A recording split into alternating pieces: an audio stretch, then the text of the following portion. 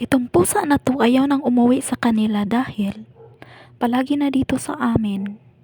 Ayaw nang humiwalay. Ayaw na niyang humiwalay.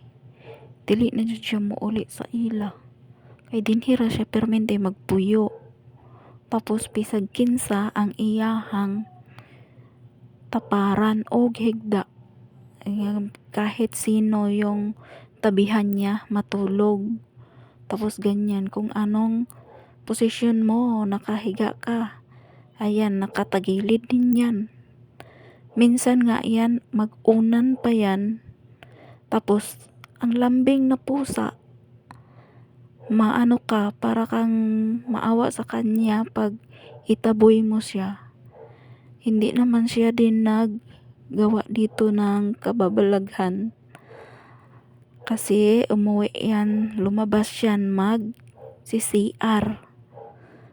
At kahit pa ipagtaboy mo, babalik siya ng babalik.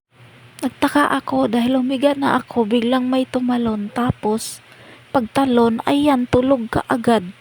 Naku, ang bilis, parang lasing. Natapon pa nga yung salamin ko sa mata. Kasi tumalon nga siya, biglang ayan, parang lasing, tulog na tulog. Ayan, galing to siya sa kay mother. Tapos lumipat dito sa akin. Ayan, paglipat niya dito sa akin, parang lasing. Bigla lang tumalon. Tapos, ayan, tulog ka agad.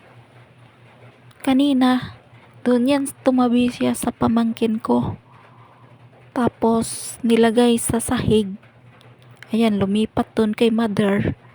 Doon naman siya kay mother. Lumipat naman sa akin. Ayan, kahit paano ko siyang ginising, hinila ko na siya. Tapos maya maya bumalik na naman.